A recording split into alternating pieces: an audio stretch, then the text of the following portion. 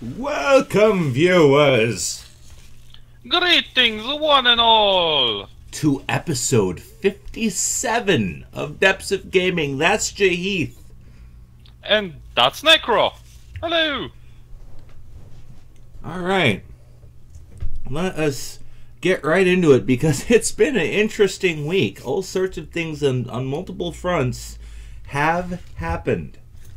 For instance, starting on with our depth charges. Sorry. Wild West Online leaves early access, still has like founder packs and shit. I guess that's good, because you can have a founder's pack without being a founder. Well, it just highlights the very money grab portion of the game. And I guess because we covered this earlier and how it's a scam. So, for instance, PC Gamer tried to give them a win. They contacted them and were asking why there's no PvE content when that's what was promised. And they're like, our focus is PvP. Don't worry about it. Don't... Usually when people say, don't worry about it, worry about it. Because that means that they fucked up, they know they're fucked up, and they're trying to work out a solution.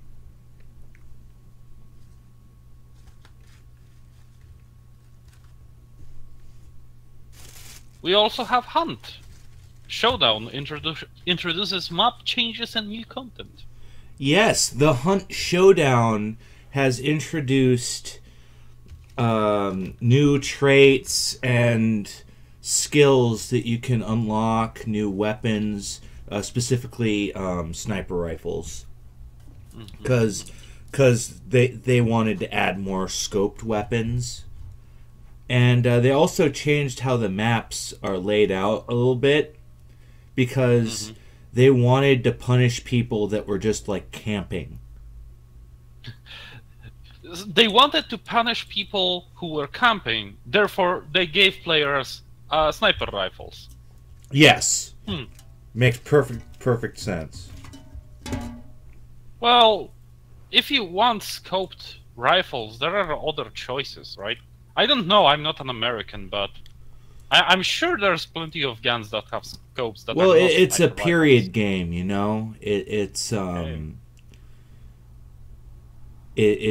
takes place in a time long past that I can't remember off the top of my head. It's like 1920s or something like that. Well, even if there is, like, period, even if it is a period piece, still, there should be, like, plenty of choices for rifles. Right. People love killing each other and putting lenses. Especially like through a scope where little Yeah. effort is involved. Well, there is effort by shooting through the scope. You need Well, to know in how real to do life, it. yeah.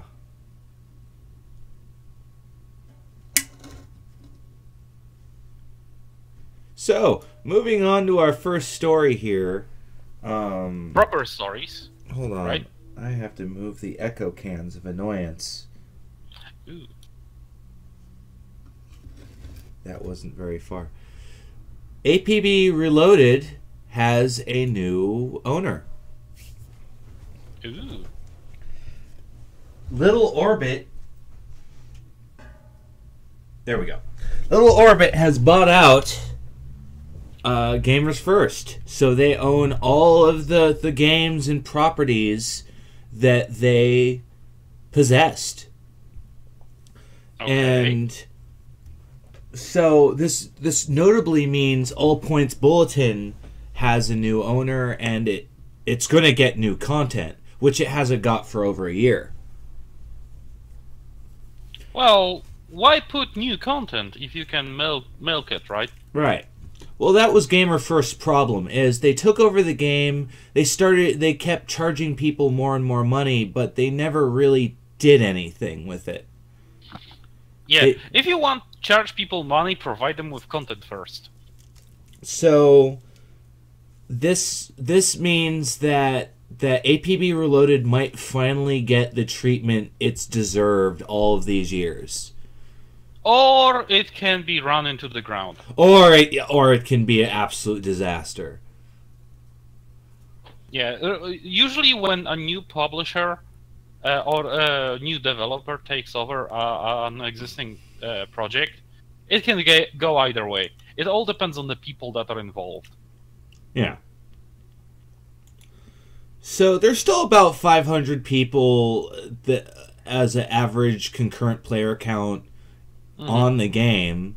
So it has a pulse still. So they say the first 30 days are going to be updating privacy policies, code of conduct, stuff like that. They're going to launch a new forum. They're going to crack down on banning and cheating, hopefully. And Is then it a European game? I think so. That's probably the reason why they're working on the privacy policy, because in May we got the That's right. new it's directives from the European Union. Any game with like a global audience. That's probably why the purchase was made, is because Gamers First was like, we have killed this thing and barely made money off it. We have to sell it immediately. And Little Orbit came out of the woodwork and said, okay. Because here's what Little Orbit realizes that Gamers First doesn't. That Battle Royale is a big thing right now.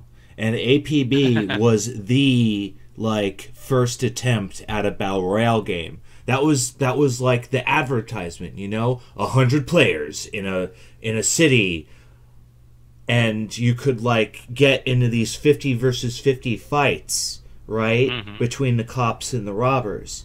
That never actually happened in game. Or actually, I'm sorry, it happened once to me after a month of playing this game, that I got put in a 20 versus 20 fight. Technically, they said those 50 on 50 fights, they are possible. It doesn't mean that they are probable. But you have to watch the legal language there. Yeah, that's where that's the point we were at that age, where we had to lie because we couldn't actually get the technology to do what we were promising. So we throw in the technical language. But the biggest issue with APB was always its matchmaking. It kept putting people in 1 versus 1 fights when the whole allure of the game was team fights. You see. So I have a lot of faith that something is going to happen. And that something is probably going to be a Battle Royale mode. Hey-oh! Yep. Maybe since Allpoint Bulletin has this advantage of being previously established, right? So if they get that polished Battle Royale mode in, they might be actually successful with it. Right, because they have a whole game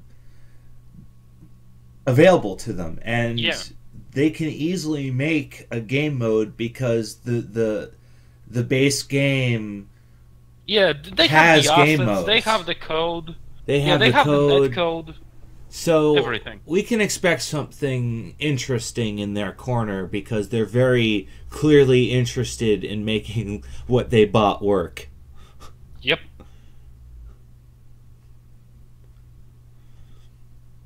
So that's interesting. Speaking of interesting, Brisc Rubal for CSM. Who the fuck is Brisc Rubal? I'll tell you who the fuck Brisc Rubal is. He is Brian Schoenman, who is a Washington politician. Yay! He's a lobbyist. He represents an organization and gets it done with the government. They're the people we're always bitching about that are making it so Congress doesn't actually do anything.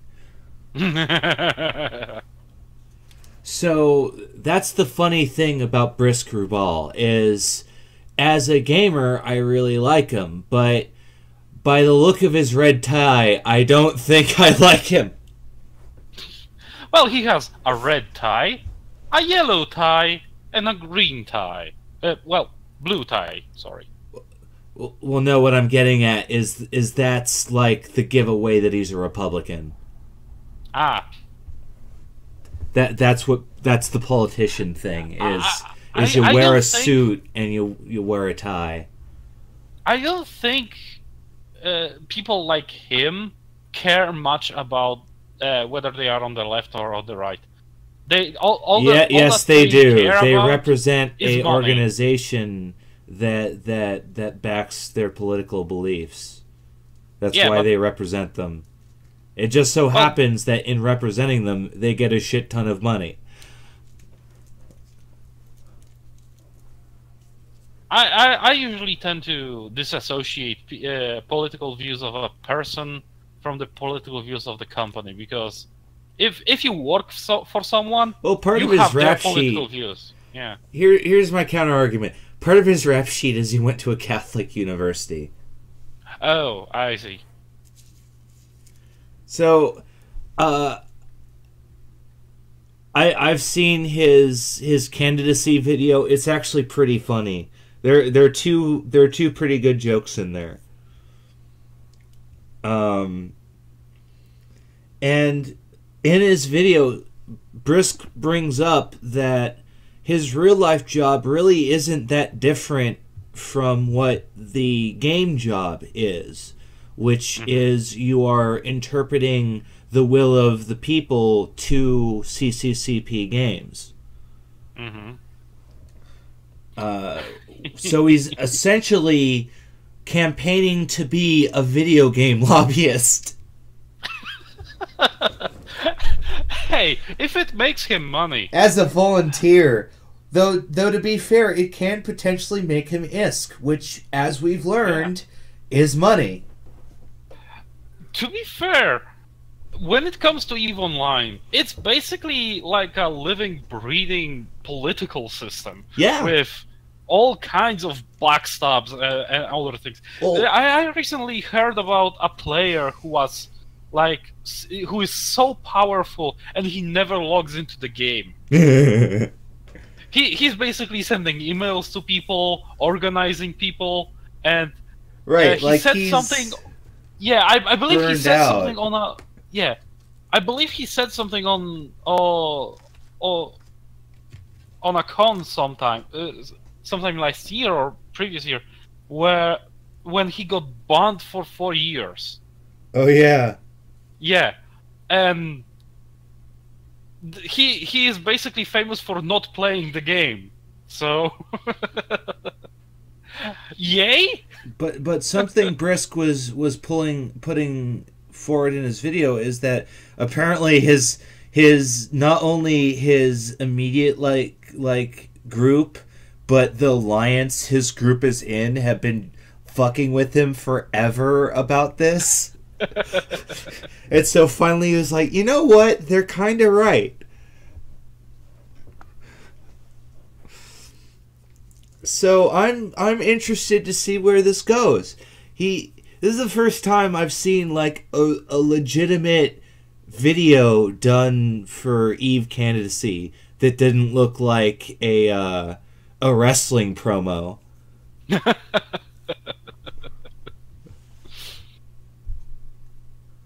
You have to start somewhere.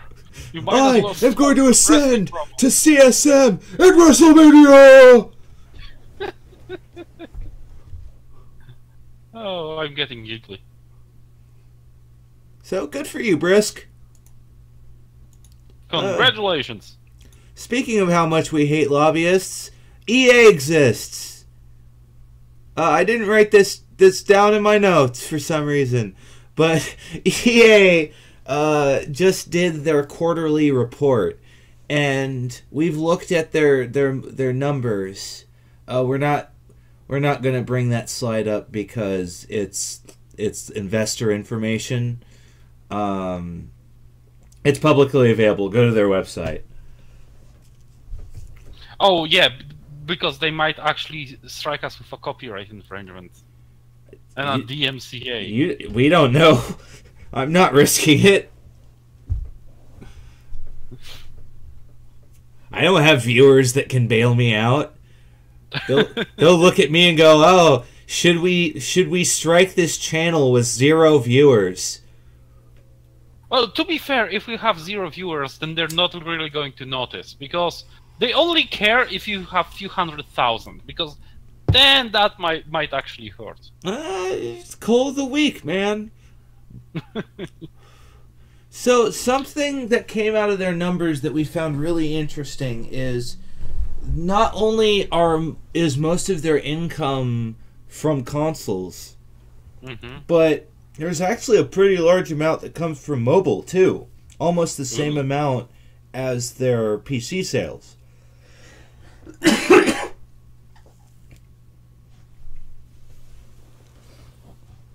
And something they bring up is they added features that made their soccer game more appealing.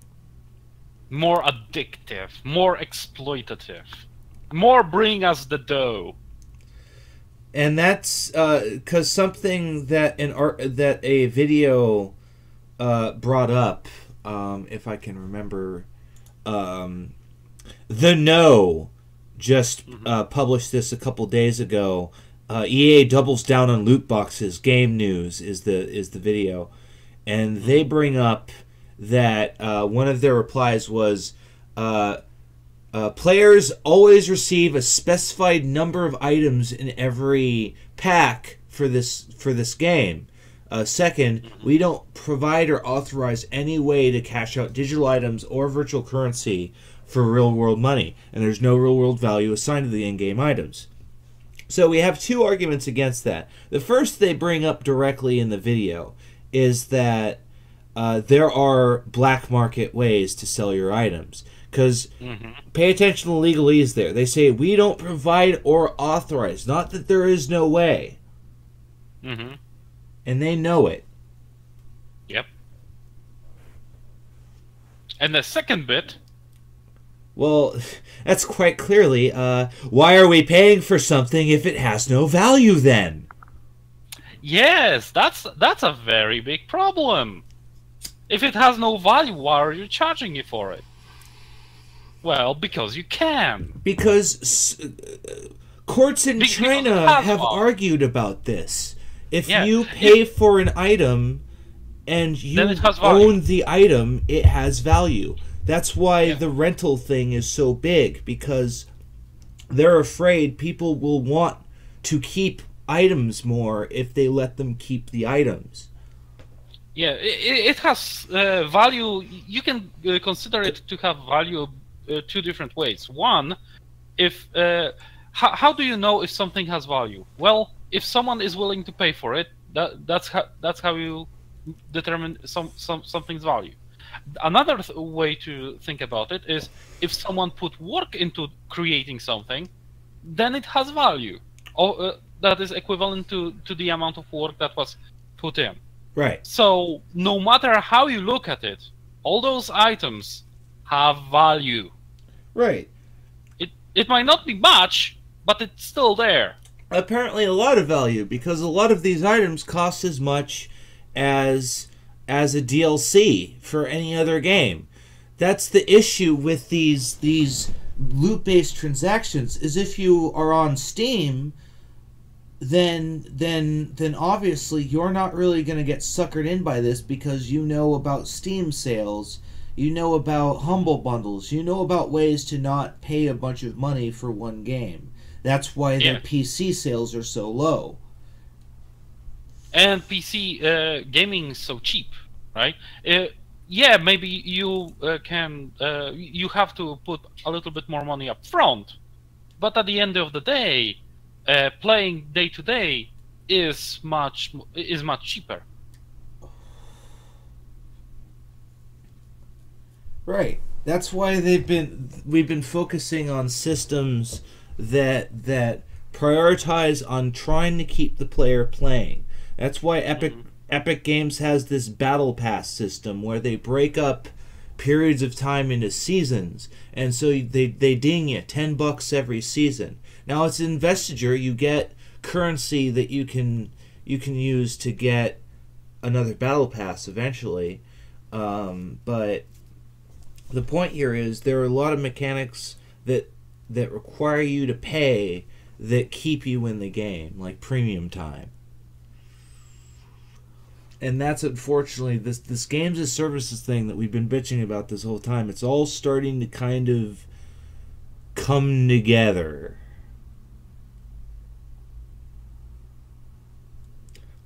Yeah. Now for the weather. For the oh, are we turning into Night Vale? For a moment, I thought we were. The evil corporation is going to eat your cat and throw it in the dog park. Oh god, I you know what? Yep, I'm all for it. Let's go to Night Vale. It's going to be much more interesting.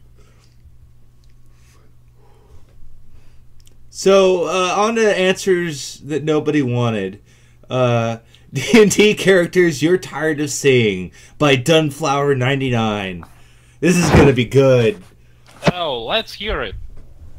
The title is pretty self-explanatory. What kind of characters are you tired of seeing? Maybe they're overplayed or campaign ruiners. But what characters make you groan when you hear they're in your party? Number 1, fucking tiefling bards. Everyone and their dog is a fucking tiefling bard. It's not fun. It's not spunky. It's not original. You're misinterpreting a whole race. They're evil for a reason.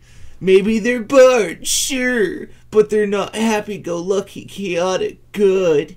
They should show their evil tendencies in some way, even if it means fighting against it. Same for half-orcs.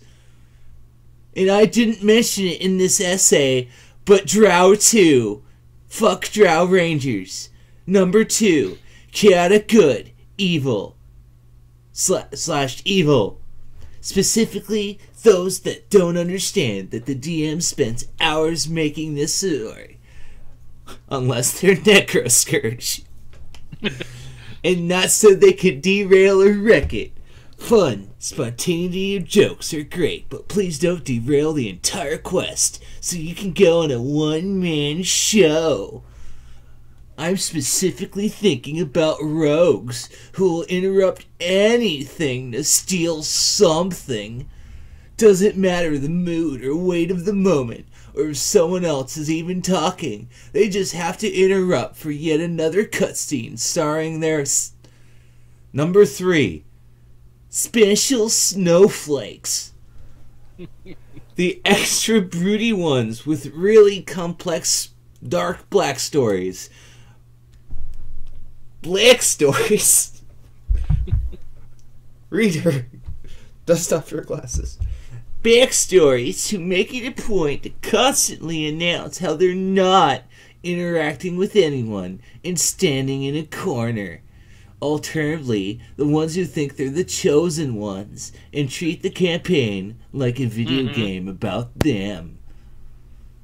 D&D is escapist. It's about being someone you're not and exploring stories with your friends.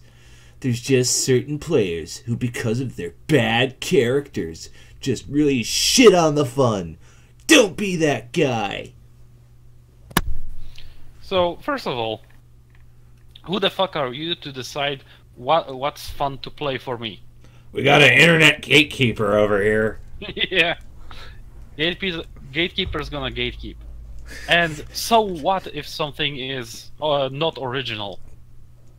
half of the fucking the content in Dungeons and Dragons is not original. It's all mythology. Precisely. Bastardized, fucked up mythology. What else? Give me the link so that I can shit on it point by point. Oh, that's right. I purposefully don't give you the answer nobody wanted in advance. There you go. Thank you. Well,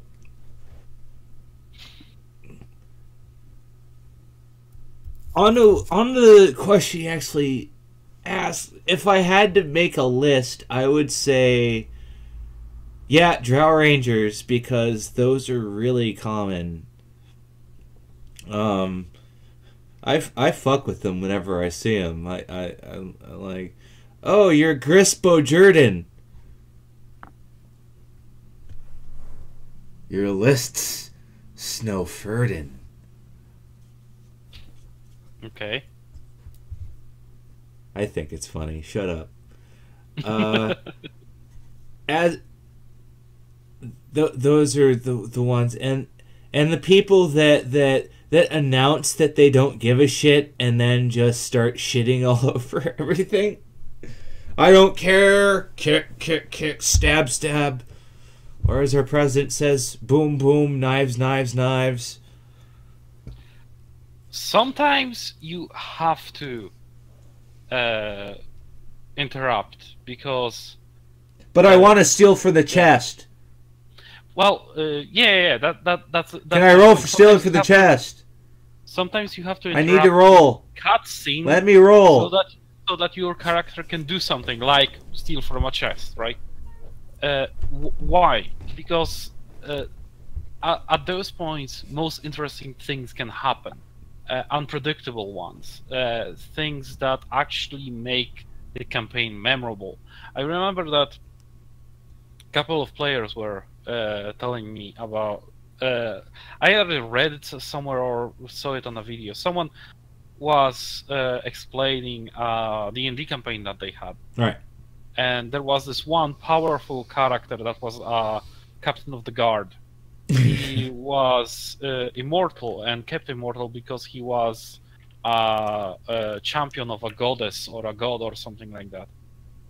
And they were the party was doing some kind of mission for them.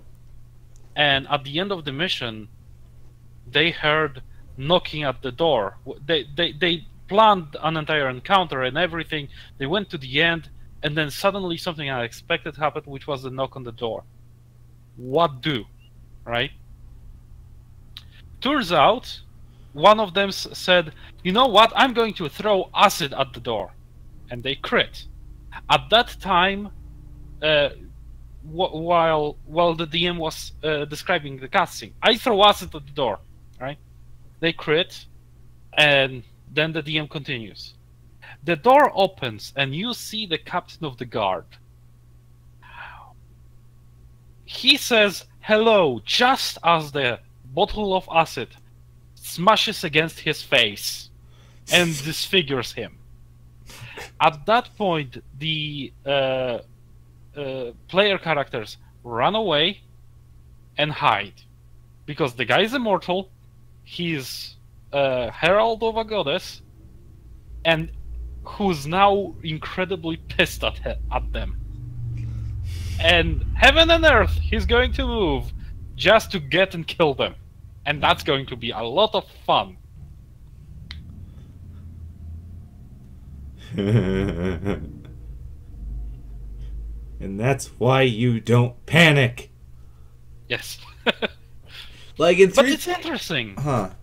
Yeah, it really is. In 3.5, I had issues with my players where they would search everything and they'd find small bits of objects every now and then if they rolled good, and that just bogged it down because they were searching everything.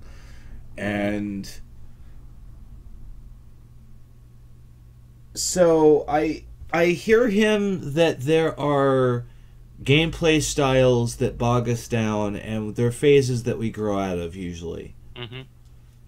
Is we reach a balance. Yeah, basically, if you really want to make sure that your players are not searching for everything, just say, you found nothing, you found nothing, you found nothing. And for like the longest time, you say, you found nothing.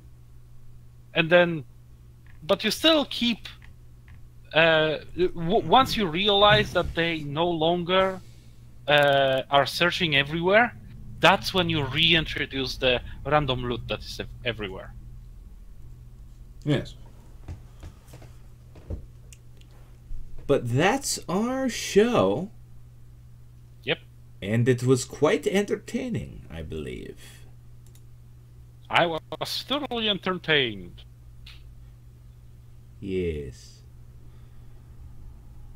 See you guys later. Have a good evening, viewers. Same dog time, same dog channel. To depths of gaming. Mwahaha.